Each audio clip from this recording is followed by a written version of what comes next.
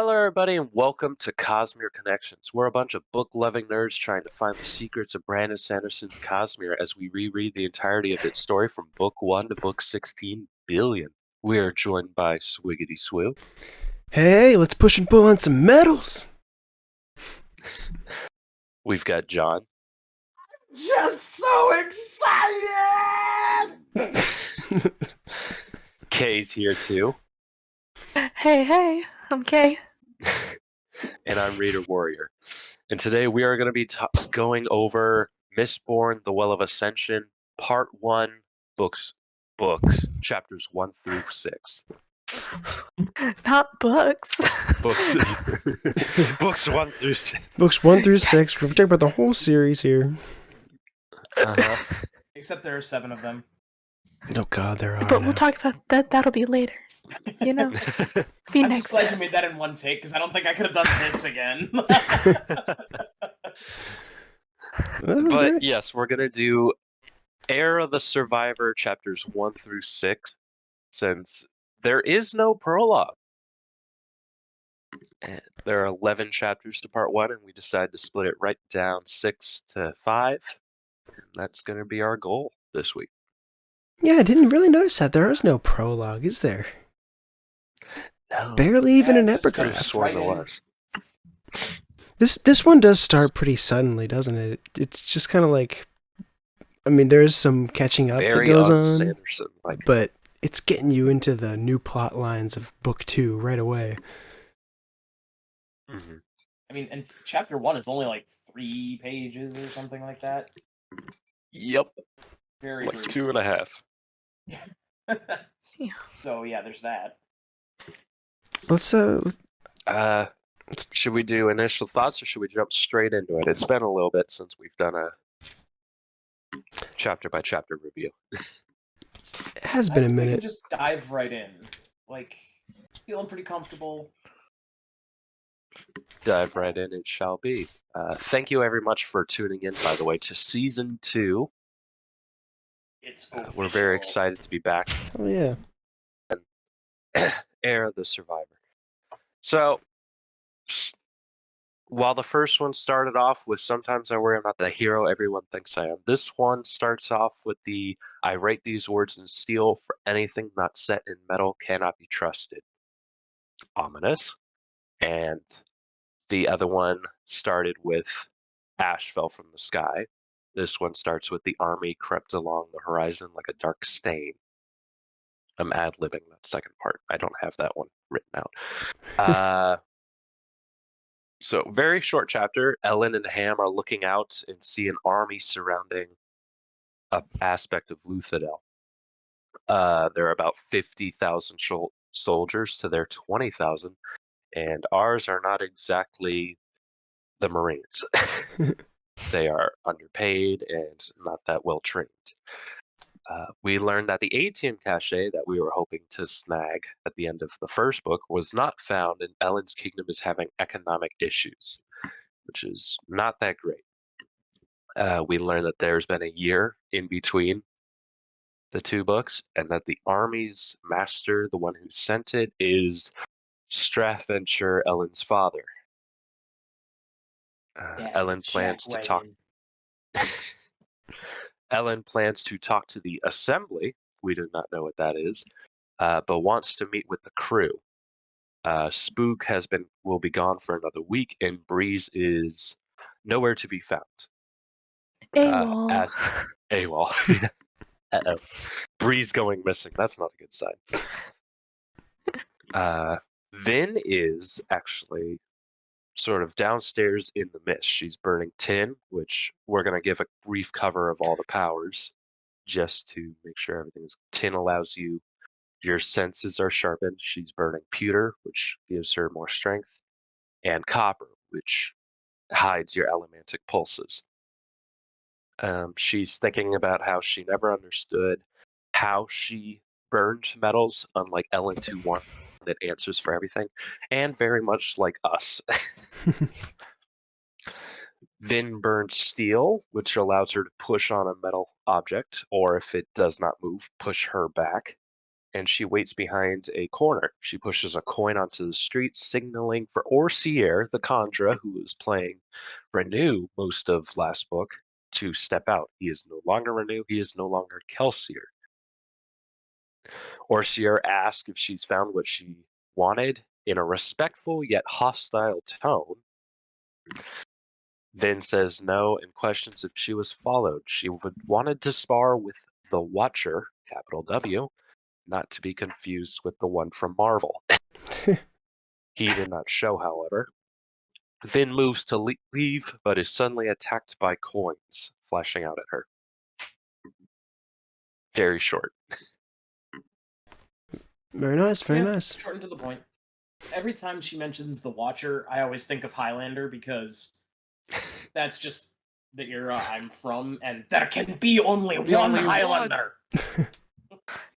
Ah, yes. Sean Connery playing a Spaniard. Actually, he was Egyptian. Ah, that's true. But he's in the body of a Spaniard. Right. I like the idea of the Watcher. I like that it's like from chapter 1. It's just like, hey, there's this guy. You know, you don't know who it is or what his deal is, but already we He have watches. a bit of intrigue. You know, something Vin's worried about, so you should be worried about it too. And we've gone straight into that brooding superhero vibe already. Like, Yes, I'm just hanging out on the roof waiting for disaster to happen. it is very much like a Batman, like Nightwing or something. You know what I mean? Yeah, that's what Waiting. I was thinking. I was like, it's very Batman, like just like I've always envisioned Vin as a Batman character. Yeah, I mean, that's fair. Except this one, it's kind of weird because like she's like not really doing the ball thing anymore. She's more like noble than she's ever been. She definitely has like an identity crisis, and if you can already see that blossoming in this like first couple chapters. Maybe not so much chapter 1, but we'll get into it. No. I mean, More so in your there's- chapters. Right. There's not a lot in chapter 1. No. No, not really. Chapter 1's very much like, oh, there's an army and Vin is attacked. It's the text scroll at the beginning of a Star Wars movie. Because chapter 2 is the violence from the beginning of the Star Wars movie that immediately follows the text scroll. Is that because these were written as just a trilogy from the beginning? It's kind of like, hey, we're rolling right into book 2, and at the end of book 1, it was kind of a triumphant moment, but there's still a lot to be wrapped up. And I think it's written that way because it's meant to be read that way. Yeah. I don't think so. These books were, from the get-go, they were sold as a trilogy. So I think it's more like it was designed with chapter 1 being, okay, here's the peril that we left off with, and chapter 2 is, here's a review of how everything works. Yeah. Because it literally is, like... Yeah, it's Oh. it's been a year since you've read this, so here's our review. Right. And I always love when books do that, where it's been a year since you read this, and the year has passed in world. Oh, yeah, me too. I've gone on record as saying I love time skips in books. That's an interesting record to keep. So, should we get into like chapter 2 then, if nobody has anything else to say about it? Yeah, there was Yeah. really nothing to cover from chapter 1. Yeah, I kept making these nice little segues, so... So the epigraph, the writer, this is for chapter 2, is talking about how everyone else is coming to these conclusions so quickly, and he thinks either he or they are going insane because they all assume the prophecies all point to this one person. He's not so sure anymore. Can I make a quick correction? Please do. It says jump between conclusions, not two. I thought that was a nice little difference than what I'm used to reading. I just thought, sorry. Yeah, no, I mean that's fair. No, I made a specific note about it. That's why I'm aware And of I it. remember reading that specific note as well and going, I have to remember that, and then I didn't remember. I'm sorry. It's okay. That's why you're here. You are the warrior for all of our reading needs.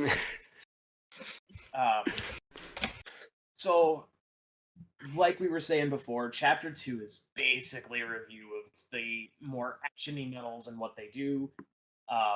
Vin jumps into combat against what turns out to be 8 mistings. Or are they?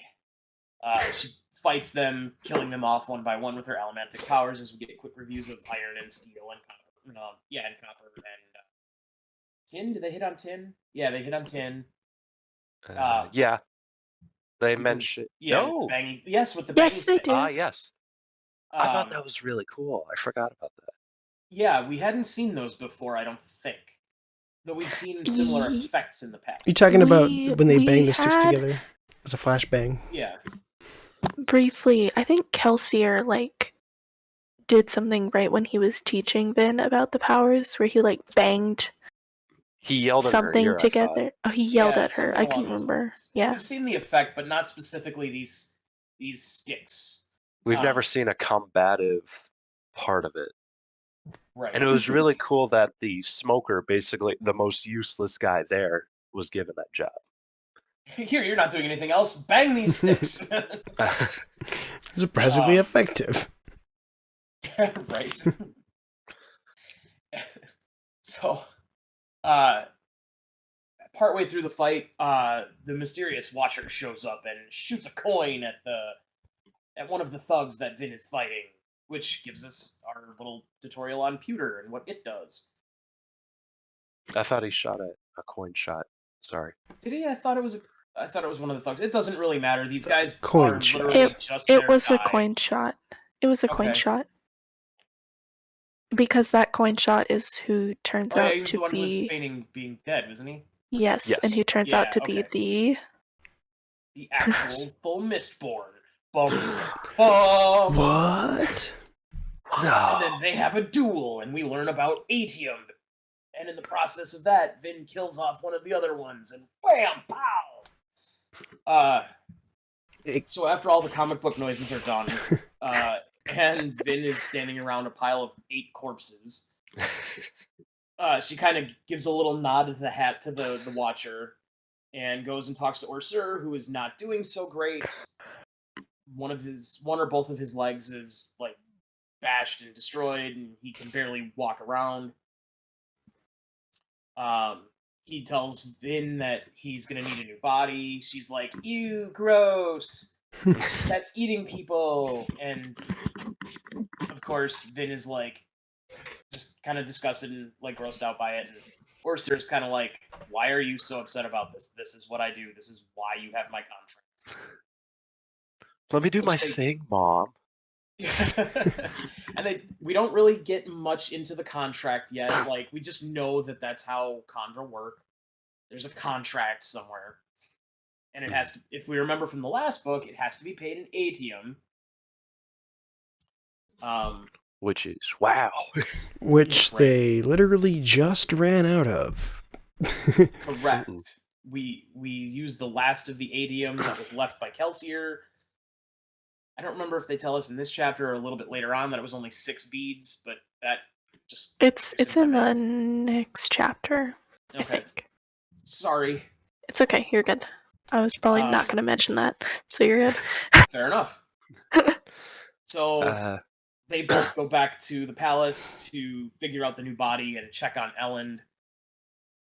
Vin goes very quickly, OreSeur not so much, and that's the whole chapter. Congratulations. Fight scene!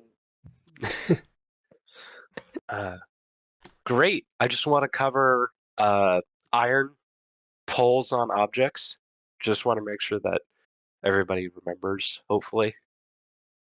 We get the terms for coin shot, which is the person who can push. We get the term for a lurcher, who can pull. Thug, they burn pewter. And smoker, they burn copper. Okay. And that's all. Make That's sure all I've those got are- to say about that. Okay. So we'll go into chapter 3 then, right? Ooh.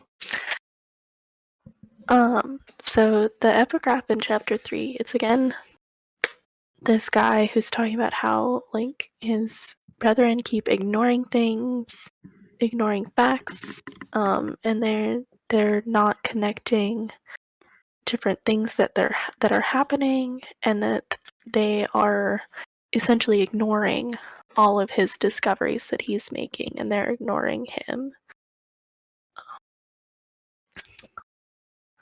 Which is interesting. It's a road to disaster. Mm-hmm. So in this chapter, it starts with Elend. He's hanging out in his study. He's working on that proposal that he mentioned earlier for the assembly, and we get to learn a little bit more about the assembly and the government. So Elend is king, but he has set up a parliamentary government with the assembly which is a group of 24 men. At this point, we don't know how exactly the assembly is broken up within those 24, but we know that there's 24 people on the assembly. And that there are, I think, does he mention in this chapter that, yes, the assembly, there are assembly people who are voted on, who are elected into those positions. It's implied that. It's the government Elend always wanted. Yes. A senate, basically. Yes. And Elend is king, but he's struggling with his government a little bit. He's getting very frustrated with the assembly because they're not listening to him. So it switches back to Vin, and she's sulking on the roof, as one does, in the mist, thinking about the assassins, and also how much she loves Elend and how he's the best person that she knows. It's so sweet. You know, earnest, determined, clever, and caring. You know, she's so in love. It's so funny. It's adorable. It's adorable. Disgusting. How dare you?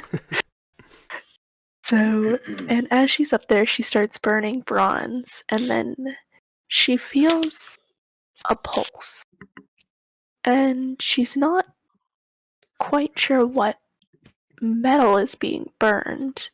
And as she crouches and walks along the roof, she stops and she realizes that the pulse is coming from right in front of her, but she doesn't see anyone there. So she's really confused. And then she takes another look and she realizes that there's a vague outline of a person in the mist. Spooky. Spooky, it's a ghost. I really do like that part. I like that scene, and I think it's something that would be maybe a little bit hard to convey in a movie. You could have kind of the beating of drums, but I don't know how you would get across that she's just feeling these pulses with her allomantic abilities, you know? I think what you would do is have her turning left and silence, lowering the volume of the music, turn right, you do some directional, and then basically she steps forward and then it gets really loud, and then you see the outline of a person in the mist. It's just slowly getting more solid. So, and the figure takes a step towards her, and so she shoots coins at it, and obviously the coins go through because it's made of mist. And you can tell that she's freaked out by this. So we switch back to Elend. We switch back to Elend. He's hanging out in his study. He had recently gotten a letter from Straff Venture telling him that he was coming back to to Luthadel, and that he was expecting Elend to just turn over everything to him, essentially. Douchebag. Sorry. Yeah. So Vin comes in, and she's a little more paranoid than she usually is, and he's there's something going on here. She checks under the bed, in the closet, in the room next door, as one does. As Vin does. Just to, yeah. And he's looking at her, and he's just God, I love this woman. which is just cute. Okay. He loves her for all of her paradoxes. Yeah.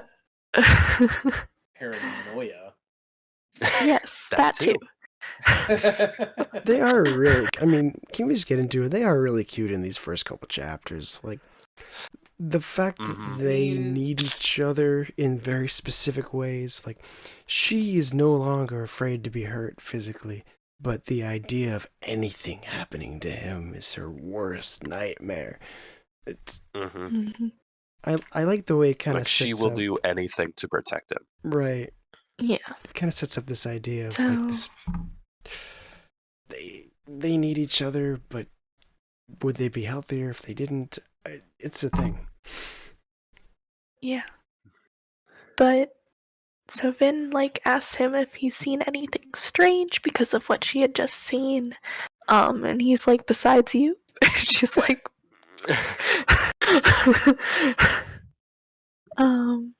and she doesn't tell him about the Mist Spirit and instead tells him about the Watcher again. That she saw him. And that she doesn't feel like he's gonna come for Ellen. So she does tell him. Never mind, I forgot. She does tell him about the Mist Spirit. But Ellen kind of thinks that she's just hasn't had enough sleep, which she really hasn't. So fair. So she so she tells him that she also used the last of the ATM, which is when he tells her when we learn that they only had 6 beads of ATM to start with. So that now, if she uses another bead of ATM, she's not going to be able to protect her. Like, if another Mistborn has ATM, she's not going to be able to protect herself. And if she fights another Mistborn with ATM, she will die. She's not worried about protecting herself. She's worried about protecting. She's worried about protecting him. Yeah. But she's like, she will die, and she won't be able to protect him anymore. But we'll see, I mean, not to get ahead of it, but we'll see in the chapters in this section how it does extend past just Ellen, and she has this complex where she kind of now feels like she has to protect the whole city because she's the resident Mistborn who's not, hired by Straff. This is my city. Yes. Ellen does convince her to take a nap. And she takes a nap on the floor in front of his desk because she's paranoid. And Can I bring up real quick before she does the curling up into a ball at the front of his desk thing? He holds her, and just the most heart-wrenching commentary on how she reacts to that, and how she is afraid of it at first, and then she warms up, and then when she realizes that it's not going to stop, she grabs a hold and does not want to let go. That is heartbreaking, but also really sweet. yeah. Also, at some point, Ellen asked her to marry him, and she said no. Yes. We also learn that in this chapter.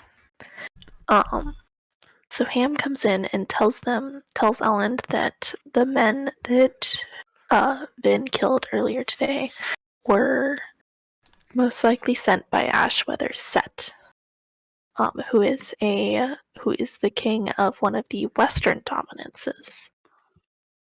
Not his father, like they thought.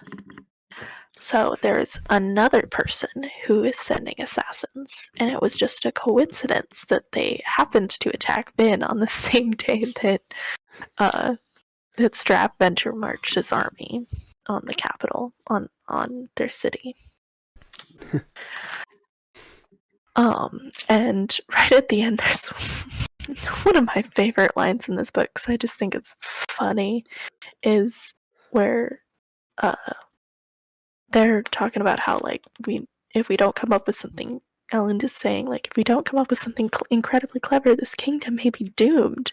And the Ham is just like, you make it sound so desperate, Elle. And he's like, the assembly is a mess. A half dozen warlords with superior armies are breathing down my neck. Barely a month passes without someone sending assassins to kill me, and the woman I love is slowly driving me insane. And then Vince snorts. Yeah. And Ham's just like, oh, is that all? See, it's not so bad after all. I mean, we could be facing an immortal god and his all-powerful priests instead. Well, when you look at it like that. You know, it's not all bad. We've been through hard times before. Yeah. And it only cost us, like, Kelsier. It only costs them one person. Dun, dun. Oh, he's not important to anyone. You know, could do with or without him, you know? Also, we get Ham's wife mentioned, Marjora. Yeah. Yes, they are living together now because they don't have to be separated anymore.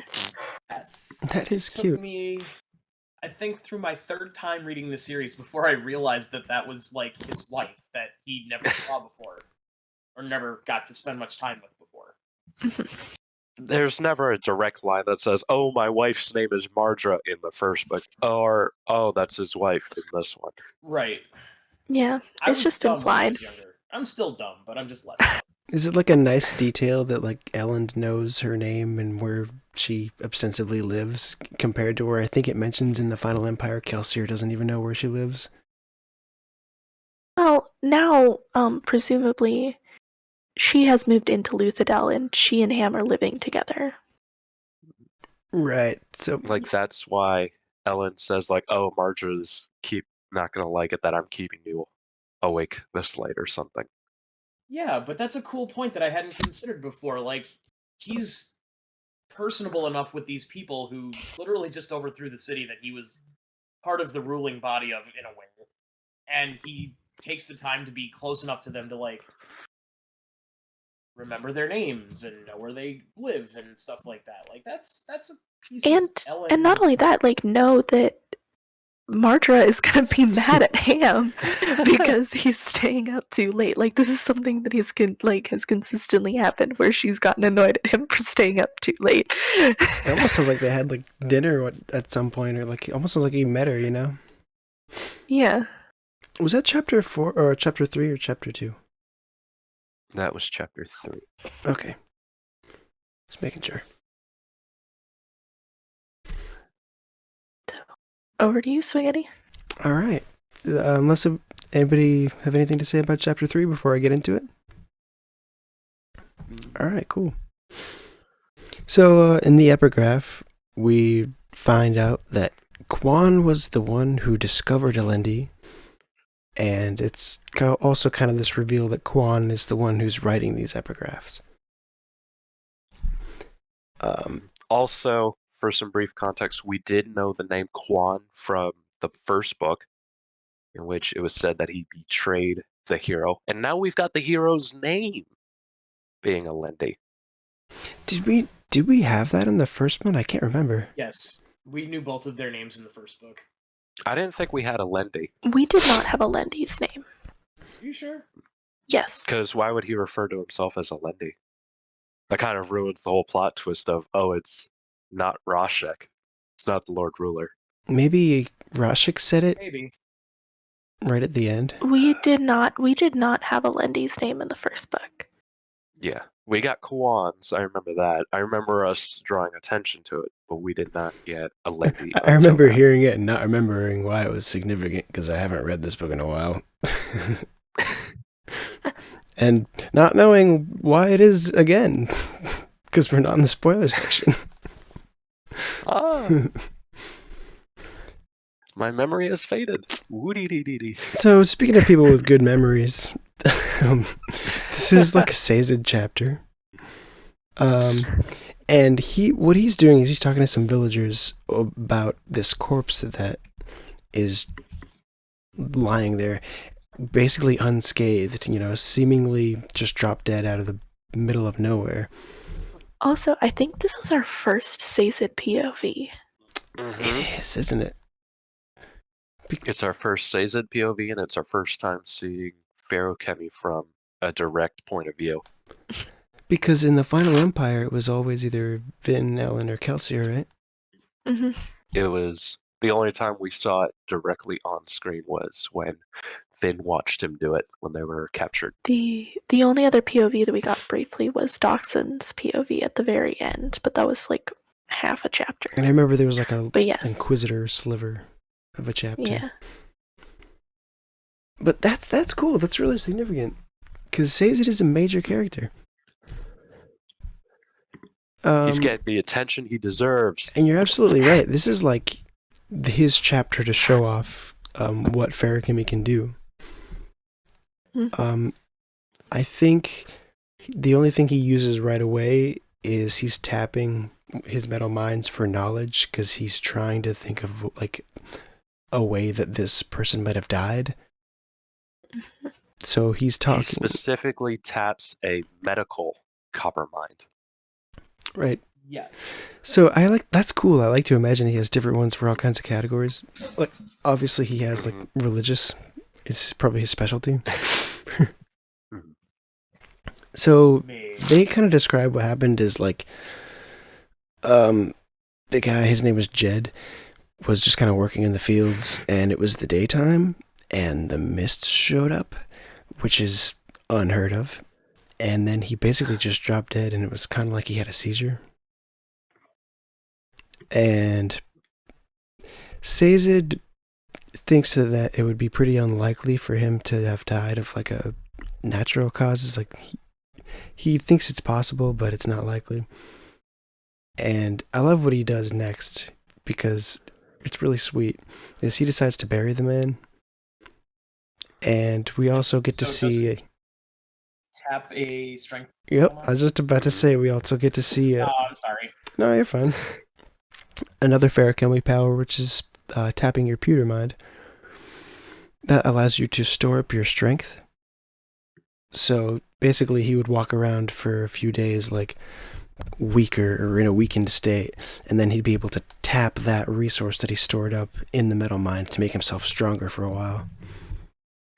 This is the one that we saw he used to bust them out of the Kredik Shah.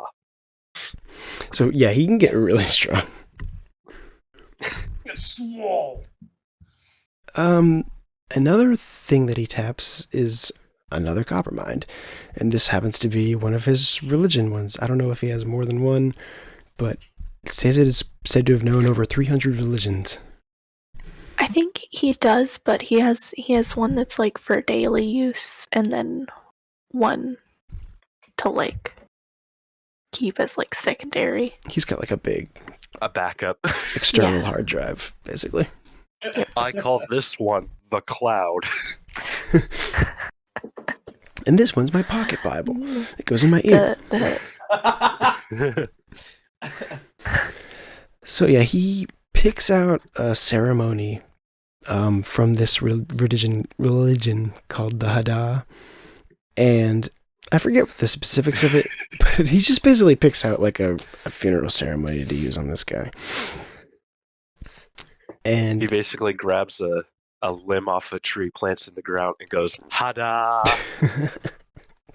Womp, womp, womp. I'm sorry. that was bad. I can't help it. is that a Sanderson joke or a reader joke? That was a reader joke. So it can't be overstated here how much Sazed feels partially responsible for like the state of everything right now, because he had a hand in overthrowing the Lord Ruler, and now there's like banditry, and there's, you know, the same kind of class inequality as before, except now it's a little bit more chaotic, and then obviously the army situation is happening. So he tries to like describe to these people why he did what he did, because they had never seen the thing with the tree before. And he's talking about like, oh, it's this old religion, and these are all these philosophies that people weren't allowed to have before. And the people don't seem to care. They're almost more interested in like when the Lord Ruler's going to show back up. And it says it has this awesome line of like, I should have wrote it down. but I did take a picture of But it. it basically is, we spent all this time keeping it safe and treating it like a treasure, and now nobody wants it. It's Which is kind of sad. the keepers spent Like, 1,000 this is- years gathering and memorizing the dying religions of the world, says it thought. Who would have thought that now, with the Lord Ruler gone, people wouldn't care enough to want what they'd lost? Well, and the thing about it is the Lord Ruler spent so long beating religion out of the Ska population that they're afraid of it now. Like, they're scared of it.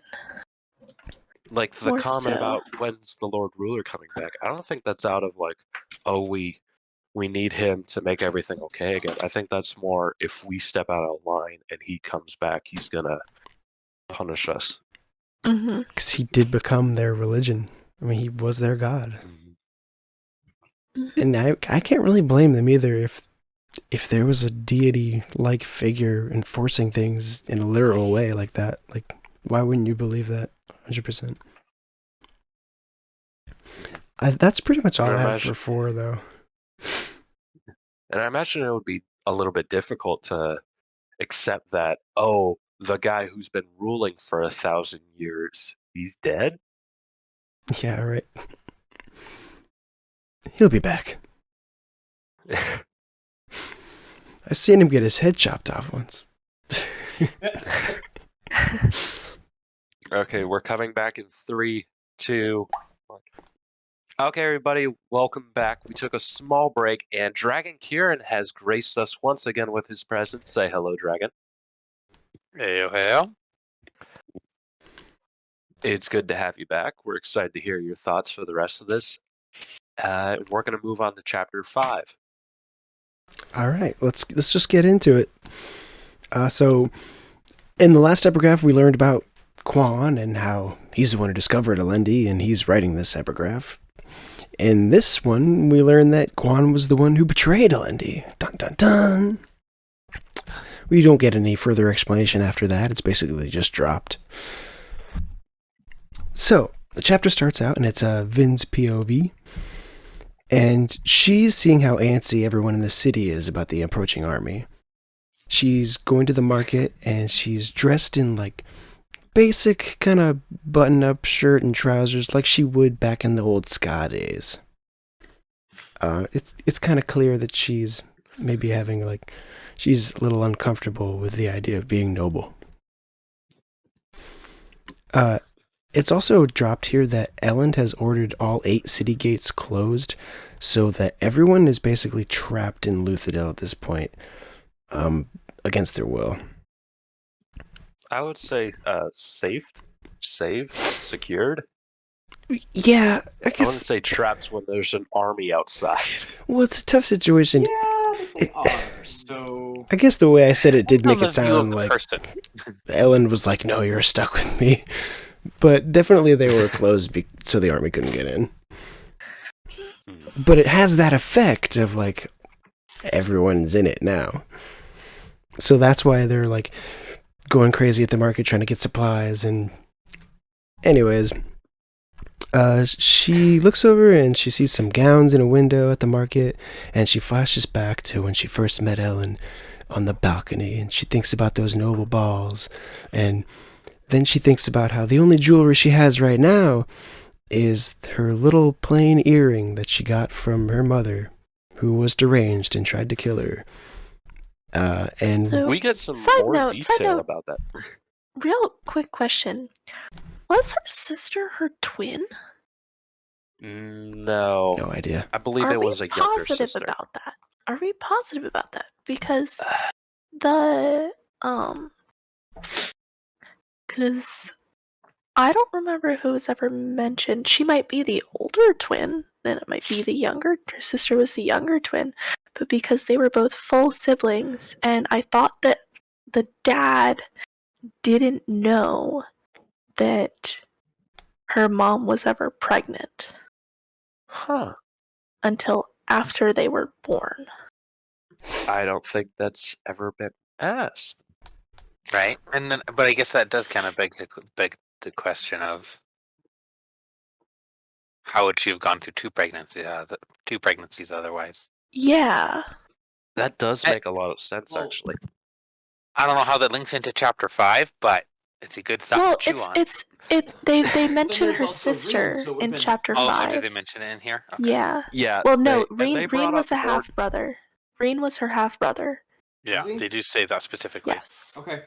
They bring up more details about how right after she killed her sister, she jammed the earring into Vin's ear as Reen was pulling her away. Like, we get a little bit more of a grisly detail in this part. But actually, the twin comet, that makes a lot of sense. I never thought of that. I just thought of it considered that today. either. I hadn't considered it That's before crazy. today when I was Yeah. reading it, and I was like, wait, how would is that her twin? Like, would that be her twin sister? But I don't know. Headcanon accepted. Yeah. But also, since John had asked previously, in my notes I have street selling. My note was more so about the fact how previously, under the Final Empire, that the street Vin is now on was basically closed market. You got glass, and rich people would look in, nobles would look in, and say, "Oh, that piques my interest. I'll come on in." And that's sort of Gotta what bring Vin that does up. with the ball gown. But now that it's open to everybody, basically, the people are now asking people like, "Hey, spin this sign. We get some jugglers. Let's do some things." Sort of very Hunchback of Notre Dame, in a sense. That is cool, and it also kind of trickles down to the street urchins too. I think it talks about in this one how she sees some kids cut a purse or something, and it's like, oh, even the kids who are in the My day. desperate situation that I used to be in are doing better than I was. And she loves Ellen for that. I mean, really, she's just a horny teenager, and that's all that's on her mind is her other. So Just very cynical. I can't help it. I'm a cynic. So she's being followed by this guy, and it turns out to be a priest of the survivors, which is a religious sect that worships Kelsier for overthrowing the Final Empire. And they have come to seeing Vin as their new religious figure, to put it bluntly. They want her to lead them because Kelsier is gone, and they're Kelsier fanboys. They got nothing. So she's like the next best thing. They say that she survived this time, which I thought was kind of a cool line. Capital S. Yeah. And so like a crowd forms, and they're making demands of her, and like, "Oh, will you touch my child? Will you stop the invaders when they come and take over the city? Will you save us?" And she's getting freaked out by all this. Like I was talking about earlier, she's starting to feel the pressure of she might be the last stand if this city gets overrun by those armies. So she ducks into an alleyway, something she learned just from a young age, I'm sure. And she gets away to where she was actually trying to go, which I did not see coming. And then once I read it, I was like, yes, this is happening. Where she's going to buy a dog. Before you do the dog thing, they call her the Heir of the Survivor, which is the part title. Oh, that's cool. I'm sorry I didn't bring that up. No worries. The Final Empire, all the part titles were very Dancers in a Sea of Mist or Survivors Under a Red Sun. This one being literal was a bit of a surprise. Well, no, the first one in the first book was the Survivor of Hathsin. This is true. So. And then Rebels Beneath the Sky of Ash, Children of a Bleeding Sun, Dancers in a Sea of Mist, and Believers in a Forgotten World. I love that. that. I guess it's the part one. I love that as part one title because like I'm getting a big theme in this book of like how do people stack up to their reputation, and it's like Elend is self-conscious about Kelsier and his legacy, and Vin is self-conscious about Kelsier and his legacy. And also reading this book, if you were a big fan of Kelsier, you're also going to be like, are these books going to hold my attention with no Kelsier? So He started a religion last book. it's all working for me on a couple different levels. But sorry, let's get back to Vin shopping at Petco. Yeah, so Schedule Petco, they just try to sell you the smallest and cutest dog. They basically profile you as soon as you walk in there. This guy was like, oh, cute girl, puppy? But Vin just goes straight for like the most bloodthirsty big dog there. I think it's called a wolfhound. Yes. Yep. Which is a fake dog breed, I'm assuming. No. Not really. There's an Irish wolfhound.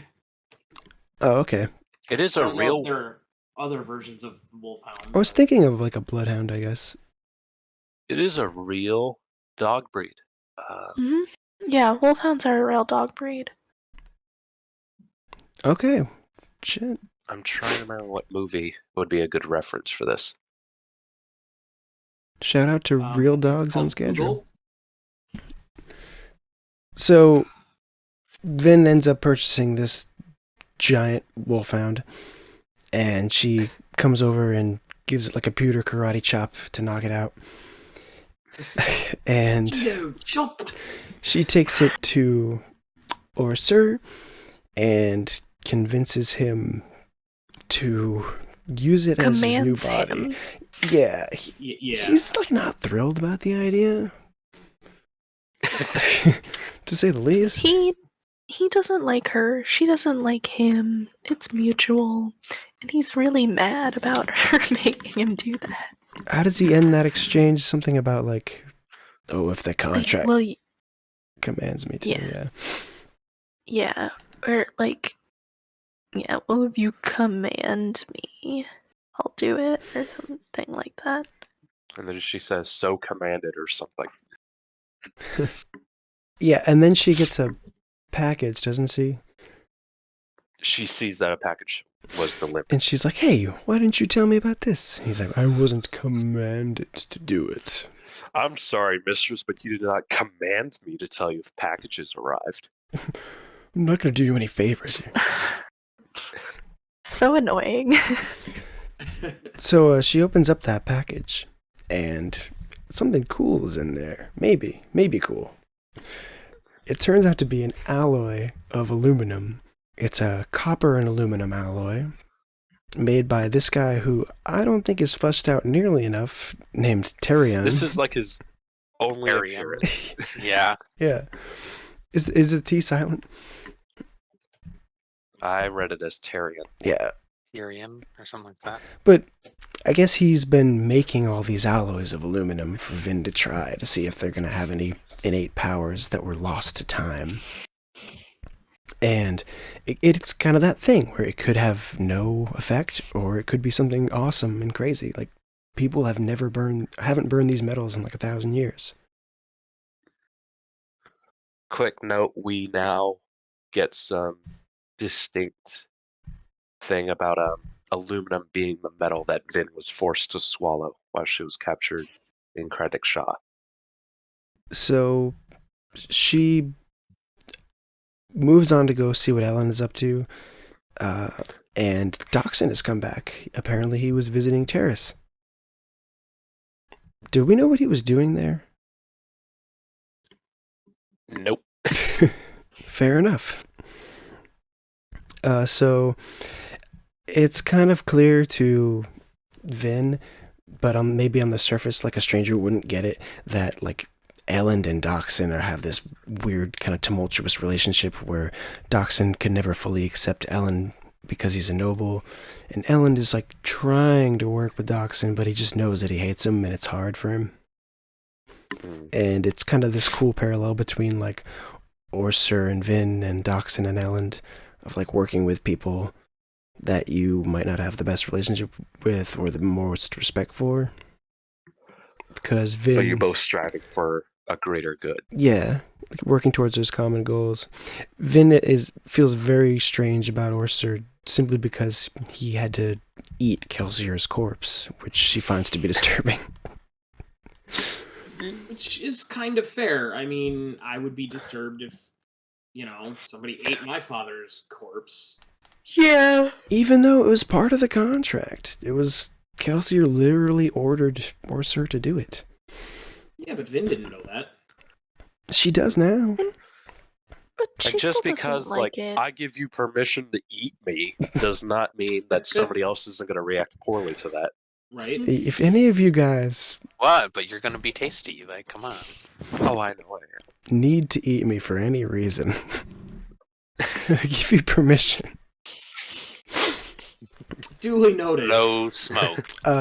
So yeah, not too much more happens in this chapter. They have kind of some more romantic beats, but including in that is Elend tells Vin about the time Kelsier saved his life, which I thought was really sweet and really cool.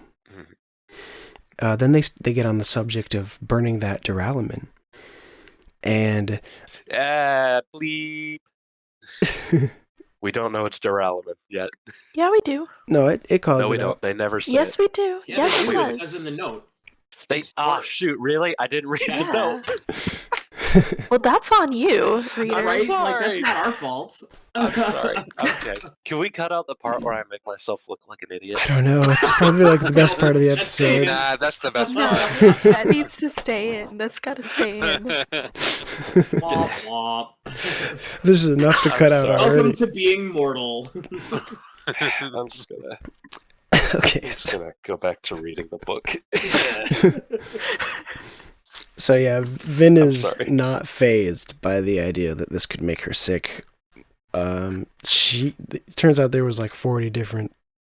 Actually, I don't know if they mentioned that in 5 or 6. I'm sorry, but she'd burn as many of these as she could if one of them could help protect the city. But mainly Elend. Hey guys, did you know it says duralumin in the letter? Like right here. Really, it name drops says it this right early? there. Wow. So Ham shows up and he wants to know if Vin wants to spar. And they invite Elend, but he has the great line of saying, I prefer not to get beaten up by a girl. And that's chapter 5. Which, yeah, that's sort of fair, I guess.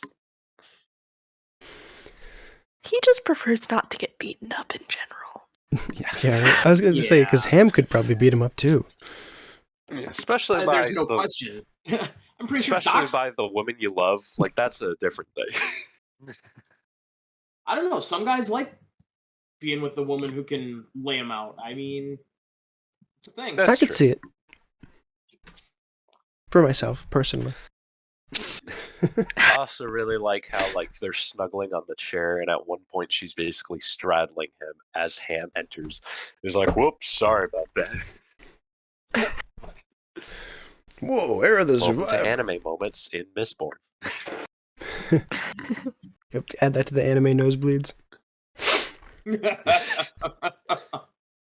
Great, we're gonna need a new counter. But apart from my misstep, this chapter, I'm really excited for duralumin. We do not know what it does yet. We know that it works elementically because Vin does burn it. It does send off a pulse, and it does not give her a headache. But it also Or apparently killer. does nothing. Like, she doesn't know what.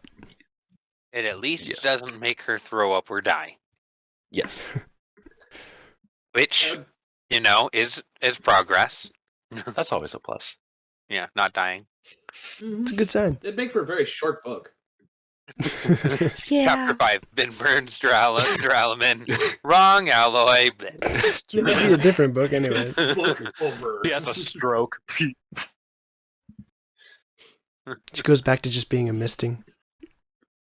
The rest of the shoot. book is about is about OreSeur taking her body and taking over the city. Oh man, that would have been so interesting.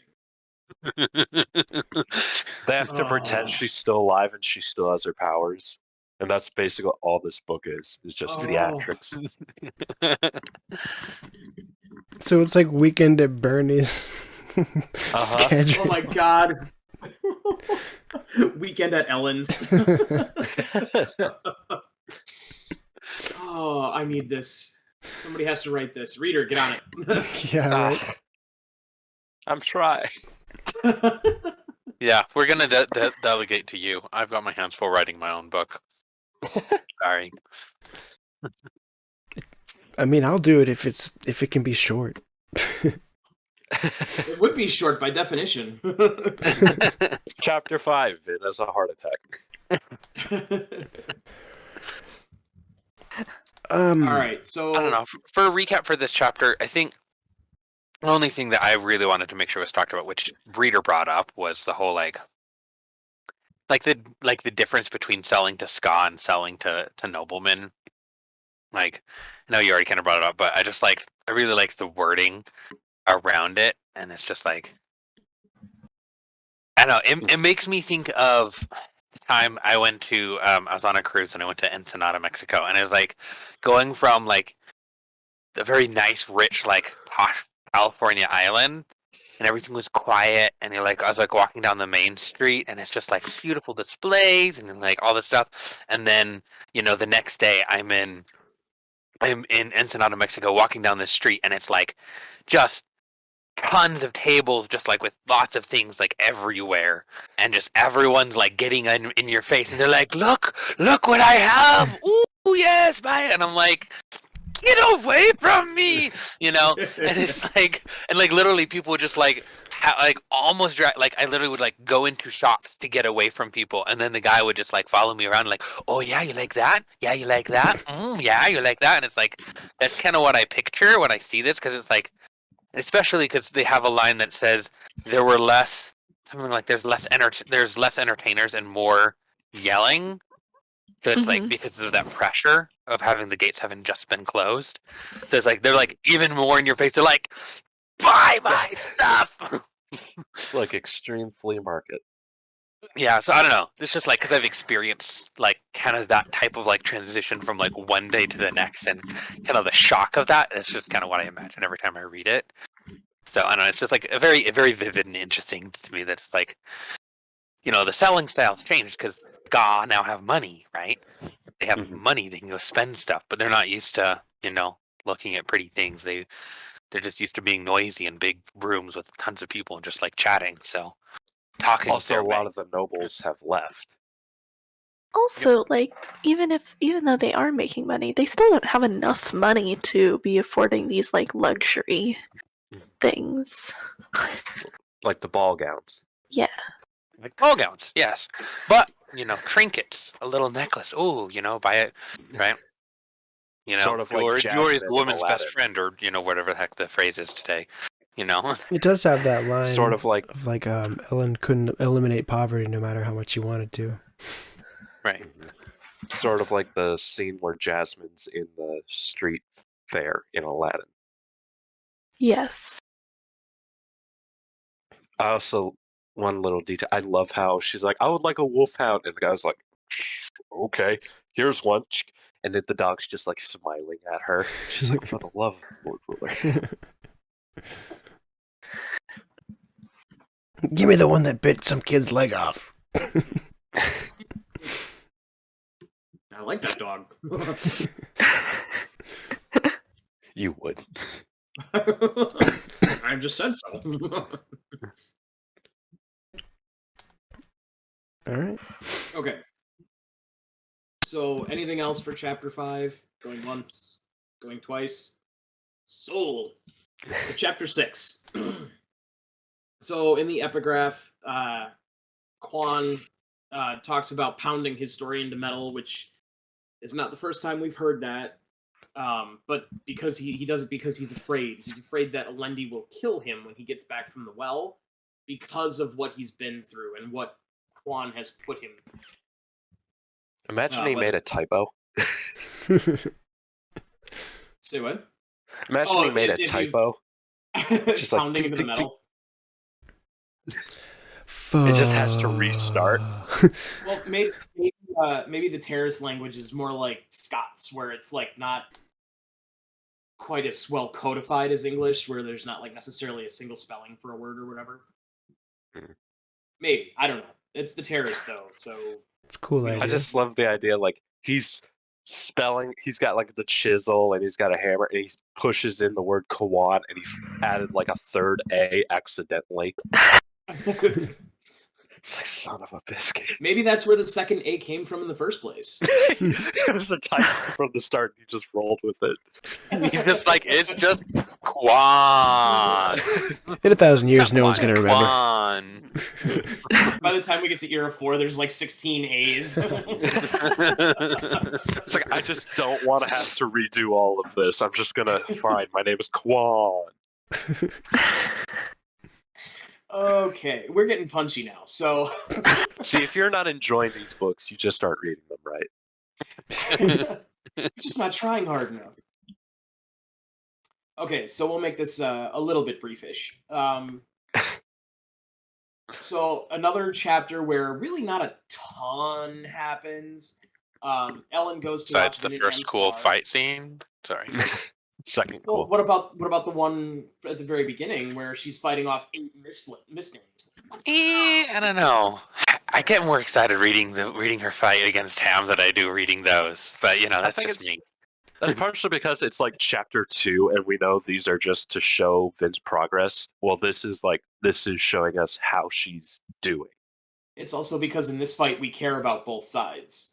This Right. is true. And I don't know, it's just like I feel like it's a little less broken up. Like 2 is like do this, do that, think this, think that. And then you have like, oh, now we're learning about the Watcher and he sends a little coin and like all this Right. stuff, where this is just like you kind of get just like that excitement of like this is the crew. It's like the hey, this is the crew hanging out and watching Morpheus is fighting Neo. kind of like that situation. So energy. I don't know. And we see the entire thing from Ellen's point of view. Yeah, it's also not spaced out with the recapping. Like it doesn't stop saying, "Oh, and this is what pewter does," and "Oh, this is how iron works." Right. It's So it's yeah, more it is better seamless. paced. I'll give you that. But anyway, where was I? We do learn a little bit more about Allomancy because we hear some of the tricks and doodads about pewter, and when Lestiborne shows up, we get a little bit about tin, but I'm not sure. Club shows up first. Right, yeah, I'm getting ahead of myself a little bit. Sorry. Also, I just want to point out for everyone who may be listening and or watching that this is an Ellen POV chapter, and somehow I got it. Hey, I got the first Ellen POV chapter of the book. Ha! I mean, you did, but normally there's a fight over these chapters, and somehow it's just... There's a lot more Ellen POV chapters in this book than there were in the last one. I mean, to be fair. that's also a fair point. And no one was dancing in this chapter. Yeah, exactly. So why would I care? But a fight is kind of like a They're not dance. snug like. Exactly. I Um, offered to take 6. I know, and it's fine. I was just surprised, that's all. So, Club shows up as Ellen and Vin and Hammond are getting ready to start their little practice bout. And he puts 10 boxings on Vin, putting Ellen in the awkward situation of, do I refuse the bet or do I bet against my girlfriend who can kick my butt? But this guy can also kick my butt and he makes me uncomfortable. So I'm going to do what he says because he's closer. Which is basically how it sort of feels like. Also, Clubs is kind of scary. Clubs would be. He really is. Clubs is awesome. He's I just- love his grumpiness. Right? He's a grizzled old war vet with he's very much got Vasher vibes, right? Like he's kind of got that same grouchy old war leader, swordmaster, Zyle.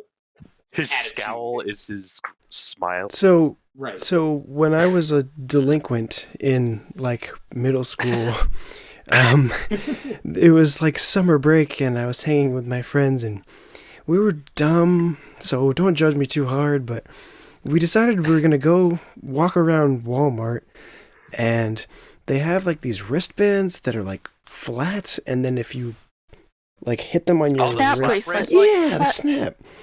So we were like, okay, let's have a game where we snap these on strangers' wrists for points. So we were going around doing this, and I remember there was this one old man, and he was doing his thing, and my friend got him on the wrist, and it was like the whole vibe just changed. This man, he turns and he looks at my friend, and he's just like, "Are you trying to get your teeth knocked in?" And we all were just like, we're sorry. We're so sorry. It's just a stupid game. Like, please don't kill us. And I always think of that specific guy as clubs. Just like this old man who can make 3 like kids just pee their pants over a stupid bracelet. That's pretty awesome. So yeah, after that little routine, guess who else shows up and puts down a bet that Vin will win? None other than Mistborn, who is going exclusively by Spook now at this point. And we see how he's kind of changed in the last year. He's kind of become a petulant little snot, really. And clubs ain't having it. He's what? He's 16 now? 15, 16, something like that. Something like that. You know. Somewhere in that neighborhood. This is one of those moments where I felt like it was sort of like the pilot episode, and now we changed a couple of the actors. Spook is drastically different than how we knew him. He is. I mean, And have you on ever, one hand, I like, like this new Spook. it also makes perfect sense to me as someone who works with kids on a regular basis. Like, they change so much in just 1 year. Yeah, but this is from 15 to 16 years old. Yes, they change a lot. Okay. Plus, they just Whatever you say, man. overthrew God. Like, he's riding You high. don't question the teacher on kids. Like that nickname that he's rocking, Spook, like the Survivor gave him that name. Like he must be feeling pretty good about himself. Like, Also, yeah, the death but of your idol does change your perspective on life. and I'm Yeah, not. that's I a good get your point, reader. I can get kind of the thought. It's just like he's all like sassy and you know, I don't know. He's more teenager-y. He's Yeah, also like the first one. Sorry. he's also more comfortable with speaking now because he's not reverting instinctively to the street slang, the Eastern street slang dialect anymore. Yeah, and they even make a joke about that, or a comment about that in this chapter. You're not going back to that slang, are you? And he's like, just for the joke of it. Wuzzing is as wuzzing does. But like, for me, it feels like it's a different actor. Like, if we're saying this, it feels like a different actor. I get that. It's totally different, like Which is vibe. doubly appropriate, too, because he shows up in costume. Like, he's got a fake beard on, he's wearing a uniform, which further digs into Uncle Grumpy Pants' bad mood. He calls him that. Well, yeah, he calls him a bunch of things. None, like, no repeats at all. You know, Uncle Grouchy, Uncle Irritable, stuff like that. General teenager things. Totally. Anywho, he bets on Vin also, and Ellen never really like agrees to the bet. But then they go and they watch the back and forth sparring a little bit, and Vin finally just goes and kicks his legs out from under him and gently knocks him on the head and says, "I win." And then, like a good sport, she goes and gets everybody cold juice. Except for Spook, because she doesn't realize he's there yet. While she's gone, Ham and Ellen kind of talk about the nature of elementic strength and how it affects different, or like how different people can be affected by the same power in slightly different ways, to different degrees.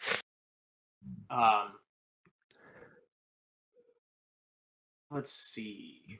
We find out from Spook that other places in the world are having rumors that the Atium is actually still in Luthadel, even though they spread rumors to the contrary.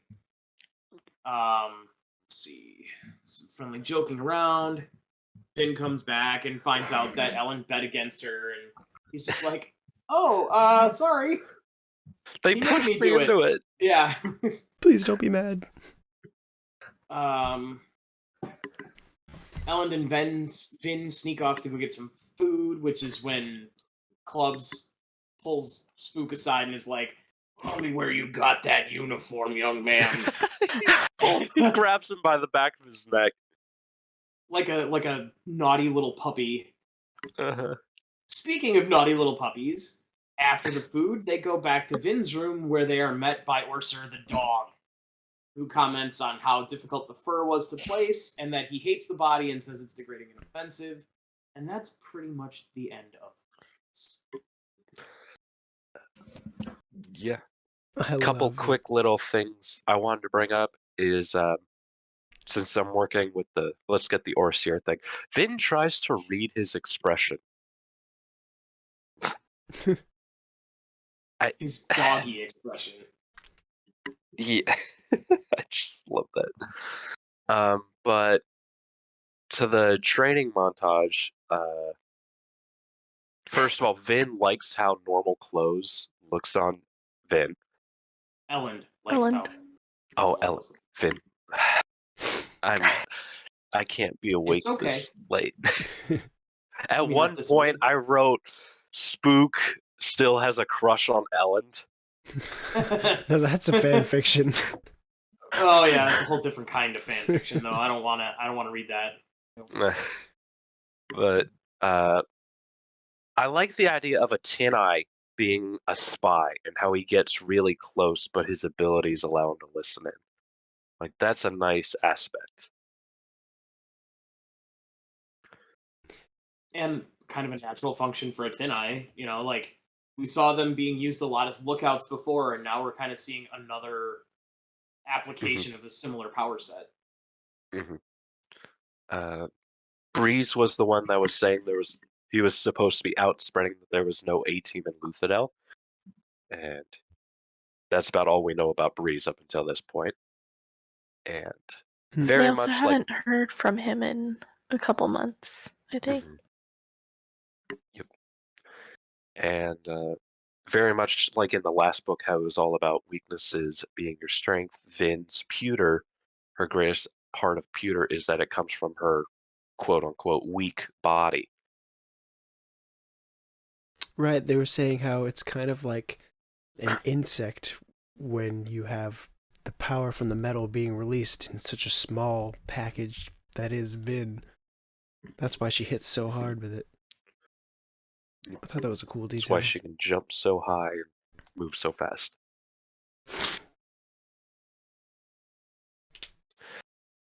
Anything else for Chapter 5? 6. It's Chapter 6. I'm so ready to talk spoilers. Yeah. Okay, before we do that, any thoughts on these first 6 chapters? Good to be back with the crew.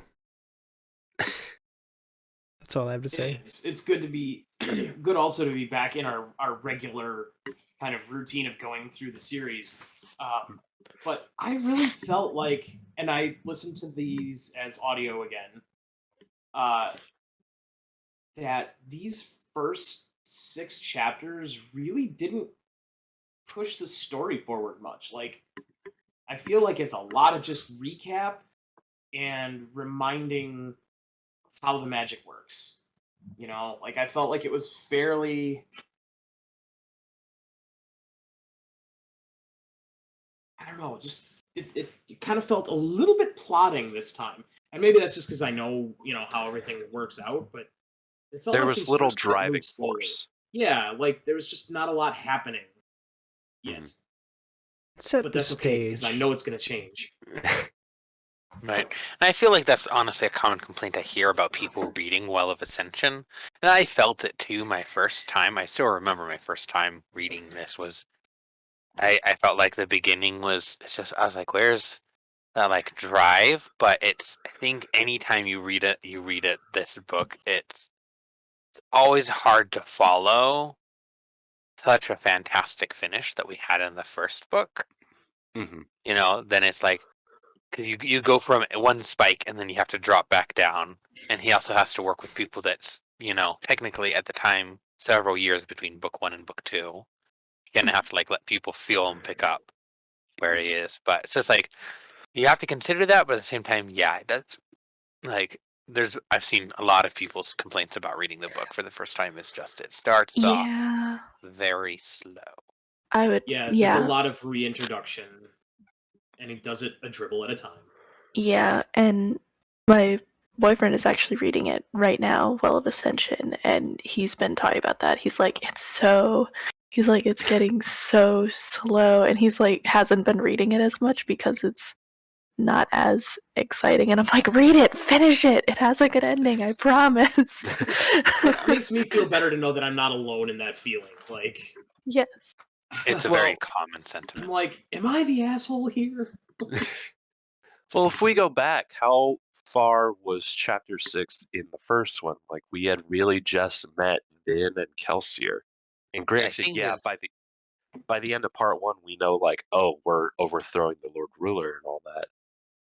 But even the first couple chapters were more so just At first explaining 3 the or magic. 4 chapters, but I think by chapter 6, that's when I believe it was chapter 6, if I remember correctly, is when she first goes out into the mist to learn about the magic. That's kind of like your first taste of stuff, Mm-hmm. and you're like, oh, hey, or it's like right when like Finn comes, so it's like right, he kind of finally he gets like a little bit of a hook for like, who is this Kelsier guy? What is he gonna teach? Like, what are they doing? Kind of a thing, and he doesn't quite have that hook here. Yeah, it's hard to So. start out with the hero burning down a mansion for the second book. There's some little hooks though. I mean, you've got the Watcher, you've got OreSeur Right, being I turned guess that's into true. a dog, you've got this new metal you don't know what it's supposed to do, you've got You got an army. there's people are just dropping dead, mists in the daytime. Like there are threads here to pull on, but I don't think any of them are nearly as compelling as, hey, we need to overthrow the Lord Ruler. Like that is just Right. such an easy thing to buy into. I think you just hit it. There's no clear big bad looming threat. There's an army, but it's kind of just in siege In the mode, right? background. It's there. It's not like impending doom. Yeah. I It's think not you like just we're hit it. constantly under fire from it. It's not like they're banging on the doors every day and we have to Right. spend some time defending. And it's not like it's this big, like in the first book, it's this big like thing that you're like, oh, like how are you gonna defeat that? Like, there's no way that you're gonna defeat that big bad. Like this one, it's like, oh, it's an army. Like you can defeat an army. That's something feasible that makes sense that you could do. Yeah, it's also familiar. Yeah. Right? Like, we know what an army is. We don't know what a Lord Ruler is yet. Right, with the army, it's like there's only 3 possibilities. Like there's going to be a fight, the army's going to disband, or the army's going to just roll in there and take over. Like, it's not as open-ended as, how are they going to deal with all of these things? Mm-hmm. Like, I think, like, if Dragon's right that chapter 6 was when Finn was taken out into the mist, then chapter 5 was when Kelsier was like, okay, here's our step-by-step plan. And that basically kind of outlines the book. We don't have that yet. Mm-hmm. But I also think, looking back now, these moments when we're just like enjoying time with the characters, you're going to miss these moments. Oh, yeah. I mean, I agree. Brandon Sanderson in something. I forget what it was. It was probably like a book signing chat or something like that. He talked about how those moments can be defining moments in books, and he referenced the time when Perrin is just hammering away at an anvil in one of the Wheel of Time books, and it's like book 7 or 8 or something like that, where there's been like all these books of just constant like, the Dark One is coming, and he's just like finding his zone and being like in this mundane, humanizing moment, and how central that like how well loved and received that is. I guess it all just depends on how crucial these chapters are in the future. Right. It's unusual to get it this early in the story, I think. Or maybe it's just not as impactful to get it this early in the story. I don't really know. I'm not the doctor of literature. But also, like, all the stuff we had to deal with book 1, it's nice to see a break. Yeah. Yeah. That's Reader's other persona, by the way. The doctor of Yeah, literature. literature doctor. No, that's my cousin. No. That's what you were training to be as a child. Then you became the reader warrior, and you struggled between those two careers. Sorry, We're Dragon. gonna make personas for me now. I guess so. Well, you are wearing a cape. It's a blanket. Okay. Can we move on to the spoiler section? Because it's getting late. Yeah, sorry. Okay. Thank you so much for sticking around so far into this episode. We're going to go into the spoiler section next. We highly recommend that if you have not read this book, the entire series, or potentially the entire Cosmere, you stop here because it is very likely that we will talk about everything and anything that could spoil it. However, if you are up to date on the story, please feel free to stick around. It's likely we'll bring up details that you may have forgotten or plot threads that are yet to still come. Please be sure to subscribe, leave a like, star, heart, or whatever it is on this video, and don't be afraid to comment your own thoughts and predictions. We would love to hear from you. This is where we leave you. And my name has been ReaderWarrior, and I've been joined by Swiggity Swoo. Thanks for sticking with us. DragonKeiran. An awesome night. John. We did it! And Kay. Thank you. And this has been Cosmere Connections.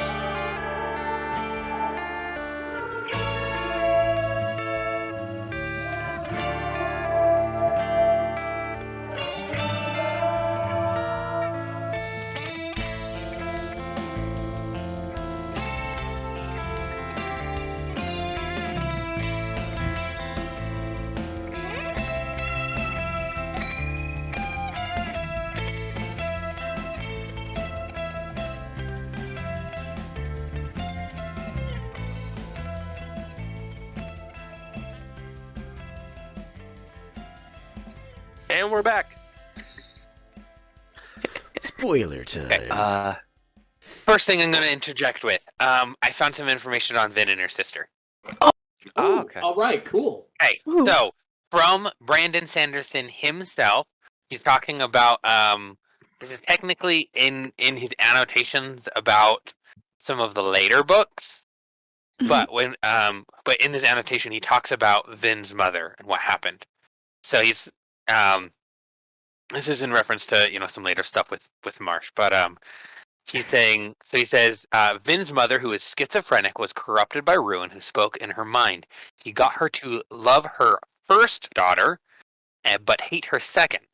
To see the second as a repulsive monster. In her insanity, she killed the second daughter by cutting open her chest and ramming a pin through her heart. Then she stuck the same pin into Vin's ear, turning it into an earring. But it's still a question. Are they twins? It could still be a question, but it does make it feel more of a definitive, like... It feels like, yes, it's more likely Vin is older, maybe even by just like a year. But I do like the idea of twins. But it's true, and I'm not saying that it's not, but it's just the way he talks about it. Anyway, that's the most concrete evidence that I could find on Vin and her sister. Because I mean, when you do have like twins, you usually there's the older twin and then there's the younger twin. So there's there would still be the first daughter and the second daughter. And it would. Usually when you have twins, you don't think of them as separate, though. You don't think, oh, it's my first daughter. But it might also you're also be not that, like schizophrenic and under the influence of an evil god. Yeah, I guess that's true. It's hard to argue that one. I mean, how do you know? Twins, right into the show. Do you consider your older twin to be older than you? But also, like, I guess that would make sense with the elements of Vin being a strong Mistborn and her being a seeker. Like, it kind of does make sense. I'm accepting headcanon as them being twins, at the very least. If I ever get a chance to ask, I will ask that question Please. to say Next year. I think I have a counterpoint Okay. of sorts. Okay. Do tell. Allomancy we know to be genetic, right? Mhm. Correct. If they are now, this only dispels them from being identical twins, because if they were identical twins, they should have both been Mistborn. Huh. Not necessarily. Do we have any? I'm gonna check the mean- WOA just real quick. Well, their sister still would have had It to follows snap. logically. Feel like in the process of the mother cutting open her chest and shoving a pin mean, into her but can heart you would snap probably that? have caused her to snap. Can you snap that young though? Yes, because Vin snapped as she was coming out of the womb. So she's What? actually. So it actually talks about. So if you look up Vin's sister on the Coppermind, it specifically talks about that. We just know Vin's sister is a mystic who snapped while very young, sometime between birth and when she died in her infancy. So then Okay. that means because she had to have snapped for Ruin to know that she was a seeker. So then he would want her to kill her, to then stick the pin in. So she had to have had it before she did that. It's also a good From point. from Zaz678, are twins more likely to be Allomancers? They are more likely to share allomantic tributes. Their fraternal twins are more likely, but fraternal twins are likely, but identical are even more likely. Likely, not guaranteed, though. Yeah. Yes. Okay. Fraternals are more likely than siblings, and identicals are more likely than fraternal. But that's not what twin-born means. Right. Trust me, that was my worry as I put in twin plus Allomancer into the search. Yeah. Okay, but chapter 1. I write these words in steel. Should we wait until Sazed, ignores that warning to talk about that? Yeah. Sure. Yeah, I mean, probably. he ignored it as soon as he traced the words onto paper. So He read that though. He read that and he read it. He was like, "I write these words in steel. For anything set in metal cannot be trusted." He goes, "Ooh, you know what I should do? Take a I'm gonna rubbing." take a Rub the rubbing. rubbing of this. It's not set but in at the stone. same time, you're in a weird, creepy, crazy place, and you're like, "Wow!" Like, have you ever read something and have the words not entirely sink into your brain? And you're like, "That was cool." Yeah. And then if you actually get you actually have the opportunity to think about it more, you go, "Wait, what did I just read?" But But it's if you notice, Marsh is specifically commanded by Ruin to come down and interrupt him before he can read anymore and process what's going on. Soon as he reads the first few words, boom, Marsh comes in and goes, "Wait, we should leave." Specifically to stop him from processing that and getting like a good like etching or anything. He's like, "Oh, suddenly now I'm forced to do quickly, so now I have pieces of paper that I can alter." So Ruin is like possessing Marsh, and he's like poked around the corner, just like, okay, how far is he? How far is he? How far is he? Got it. Boom. Enter Like, stage I left. think he wanted Sazed to discover it, but he didn't want Sazed to Read it. Yeah. read I it. want him to ingest Entire- enough of it to Yeah. take his warnings, right? So, and again, that's kind of like where the point, like he reads this little bit, and you're like, which also, lets Brandon do a little bit of foreshadowing, right? For Right. the key reader, the keen reader. Yeah. But who's expecting literally that anything not in metal? Like it could have just meant that, oh, this is set in metal. It will not change. Right. Like you can't take a Yeah. eraser to it. You can't wipe it away. And again, this is stamped in. It Mhm. unless you take a mallet and a chisel and start like cutting through it, it's not going to change. You're not expecting, the demon god to make the letters change. True. No, it certainly hasn't been established to. So when it does happen, it's kind of like, well, I guess it makes sense. But also, I would never have guessed that. No. I think that's about it for chapter 1 in terms of spoilers. I mean, it was like. Oh, I don't know if this this isn't. I don't know how well you can tell in the book, but in the audiobook, I could especially tell is that when OreSeur is killed and changes to Tensoon during that transition for when he changes into a dog, the voice changes slightly in the audiobook, which you just kind of think of as, oh, It's in a dog's voice now. it's in a dog's voice now. That's good. That's But cool. yeah, and the way that he speaks is different. It's That's cool. less harsh. The way that OreSeur was speaking was very harsh. Mhm. And that's And, just like, something. Tensoon is more direct. Yes. OreSeur is very just like gonna ignore you, unless you tell him exactly what you want him to do. Yeah. Let's see. Let's move on to chapter 2. Dragon, since you were not here for that, anything you want to comment on chapter 1 or chapter 2? I could kind of throw out my pieces as I go along, so Okay. not anything super specific. Actually slipped up. My dad's reading the Well of Ascension right now, and it's his first time, and he was like talking about, oh, and the Vin's Conjure friend is a dog now, and I slipped up. I was like, oh, Tensoon? And he was like, who? What? I was like, I mean, Yeah. OreSeur? You're like, I mean, OreSeur? OreSeur? That's what I said. I Tensoon was only I definitely did that as well with my boyfriend when he was talking about, he was like, he hadn't gotten to the point where they had like changed into the dog yet, and so he didn't know, it was very early on, so he didn't even know about the switch yet of the Kandra, and I was like, and I made a comment of Tensoon, and he's like, oh, there's another Kandra, and I was like, No. Well, it's a good thing that nobody remembers that Tensoon was name dropped in the first book. Right. yeah. Is that That 'cause would have been. he's, That would. Yeah. It's a good thing Chaff's- people forget that. Yeah. It's Chaff's Conjure. Yeah. Yep. I do that all the. I honestly forget OreSeur's name because you only know him as OreSeur like Yeah. for a few chapters at most. Mhm.